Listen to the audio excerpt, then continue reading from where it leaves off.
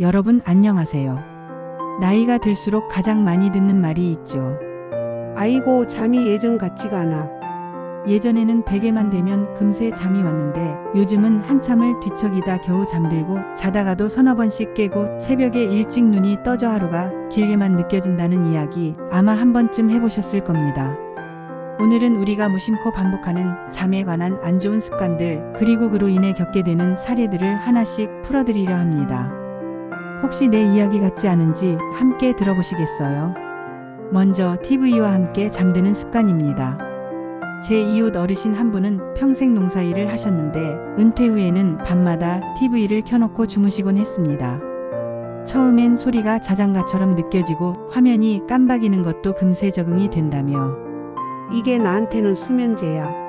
하고 웃으시더군요. 하지만 몇 달이 지나자 변화가 찾아왔습니다. 아침에 일어나도 머리가 무겁고 낮에도 졸음이 쏟아졌습니다. 병원에 가보니 깊은 잠, 즉 렘 수면의 비율이 현저히 줄어든 상태였습니다. 서울의대 연구팀은 TV나 스마트폰 불빛이 뇌를 각성 상태로 유지시켜 멜라토닌 분비를 방해한다고 밝혔습니다. 그 결과 수면은 얕아지고 실제로 자는 시간은 6시간, 7시간이라도 몸은 쉬지 못한 채 피로만 쌓이게 되는 겁니다. 결국 이 어르신은 밤마다 TV를 끄고 조용한 음악으로 바꾸며 조금씩 습관을 고쳐야 했습니다. 작은 습관 하나가 몸 전체의 건강을 흔들어 놓았던 거죠. 또 하나 흔한 습관은 술로 잠드는 겁니다.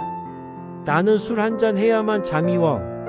이런 말씀 주변에서 많이 들어보셨을 겁니다. 제 지인 박 선생님도 그랬습니다. 은퇴 후 잠이 잘 오지 않자 매일 밤 소주 한두 잔을 마셨습니다. 처음에는 효과가 있는 듯 보였습니다. 금세 눈이 무겁고 바로 잠이 드는 것 같았거든요. 그런데 아침에 일어나면 몸이 더 무겁고 속도 더부룩하고 낮에는 집중도 잘 안 됐습니다. 서울 아산병원 수면센터 조사에 따르면 술은 잠드는 시간을 줄여주는 효과는 있지만 깊은 잠을 방해해 수면의 질을 크게 떨어뜨린다고 합니다. 특히 60대 이후에는 간 해독 능력이 떨어져 자는 동안 알코올이 몸을 자극하고 있기 때문에 새벽에 자꾸 깨는 거죠. 박 선생님 역시 몇 년간 술에 기대다 고혈압과 당뇨까지 심해졌습니다. 결국 의사의 권유로 술을 끊고 나서야 조금씩 숙면을 되찾을 수 있었습니다. 술은 친구가 아니라 수면을 훔쳐가는 도둑이었던 겁니다. 낮잠도 문제입니다. 점심 드시고 나면 눈꺼풀이 무겁고 소파에 앉자마자 스르르 잠드시는 경우 많으시죠. 그런데 이 낮잠이 너무 길어지는 게 문제입니다. 제 이웃 김 여사님은 손주들을 돌보느라 늘 피곤하셨는데 오후만 되면 한두 시간을 늘어지게 주무셨습니다. 본인은 이게 체력 보충이지라며 대수롭지 않게 여겼죠. 하지만 밤이 되면 전혀 잠이 오지 않고 새벽 2, 3시까지 뒤척이기 일쑤였습니다. 경희대 한의대 연구팀이 65세 이상 노인 800명을 조사한 결과 낮잠이 30분을 넘기면 오히려 밤 수면의 질이 크게 떨어진다고 밝혔습니다. 낮에 너무 많이 자면 뇌가 일정 부분 회복을 끝내버려 정작 밤에는 깊은 잠에 빠지지 못하는 겁니다. 김 여사님은 결국 낮잠 시간을 20분으로 줄이고 저녁에는 가볍게 산책을 하며 리듬을 맞추기 시작했습니다. 그러자 며칠 지나지 않아 밤에 훨씬 빨리 잠들고 아침에 머리가 맑아졌다며 크게 기뻐하셨습니다. 요즘은 스마트폰도 큰 문제입니다. 손주 사진도 보고 유튜브 영상도 보고 소식도 확인하느라 침대에까지 들고 가는 경우가 많습니다. 제 지인 박 여사님도 내가 뭐 큰 거 보는 것도 아니고 그냥 영상 하나 보다가 잠드는 거야. 라고 하셨습니다. 하지만 실제로는 영상 하나가 2개가 되고 2개가 3개가 되면서 새벽 한두 시가 훌쩍 넘기 일쑤였습니다. 아침에 일어나면 피곤하고 낮에는 괜히 신경이 날카로워지고 사소한 일에도 짜증이 늘었습니다.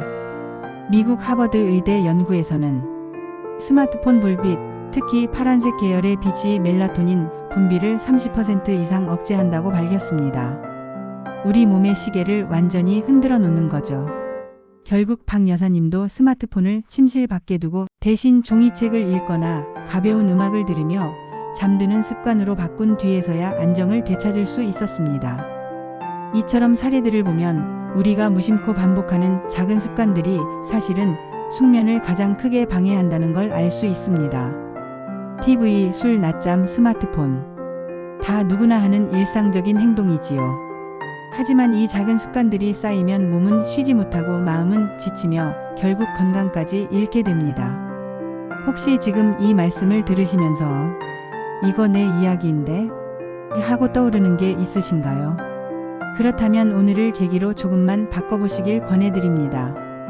잠은 단순히 하루의 마무리가 아니라 내일을 살아갈 힘을 채우는 가장 중요한 시간입니다. 좋은 습관은 몸을 살리고 나쁜 습관은 몸을 갉아먹습니다. 그렇다면 우리는 어떻게 하면 조금 더 편안한 밤을 보낼 수 있을까요? 전문가들이 권하는 방법을 알려드리겠습니다. 첫째, 멜라토닌 호르몬을 지키는 겁니다. 멜라토닌은 흔히 수면 호르몬이라고 불리는데 어두워지면 뇌에서 분비되어 몸에 이제 잘 시간이야 라고 신호를 줍니다. 그런데 하버드 의대 연구에 따르면 60세 이후에는 멜라토닌 분비량이 20대의 절반 이하로 줄어든다고 합니다. 그래서 밤이 되어도 몸은 여전히 나처럼 깨어있고 잠이 잘 오지 않는 거죠. 해결 방법은 단순합니다. 저녁 이후에는 밝은 불빛, 특히 스마트폰 불빛을 줄이고 침실은 어둡고 조용하게 유지하는 겁니다. 실제로 서울대 의대 수면 클리닉에서도 같은 조언을 합니다. 단순한 조명 관리만으로도 수면 효율이 30% 이상 좋아졌다는 보고가 있습니다. 둘째, 뇌파의 변화에 주목해야 합니다. 미국 캘리포니아 버클리 대학의 매슈 워커 교수 연구팀은 65세 이상 노인의 뇌파를 관찰했습니다. 젊은 사람들은 밤에 서파 수면이라 불리는 깊은 수면을 자주 만들어내는데 나이가 들면 이 서파 수면이 줄어듭니다. 그 결과 몸은 자는 동안 회복을 덜하고 아침에 일어나도 개운하지 않은 겁니다. 어떻게 해야 할까요? 연구진은 규칙적인 운동, 특히 아침 햇볕을 받으며 걷는 가벼운 산책을 권합니다. 햇볕은 뇌의 생체 시계를 리셋해주고 낮 동안의 적당한 피로가 밤에 깊은 잠을 유도합니다. 실제로 하루 30분 이상 아침 햇빛을 쬐는 그룹은 그렇지 않은 그룹보다 깊은 잠의 비율이 20% 이상 높아졌습니다. 셋째, 카페인과 알코올을 조심해야 합니다.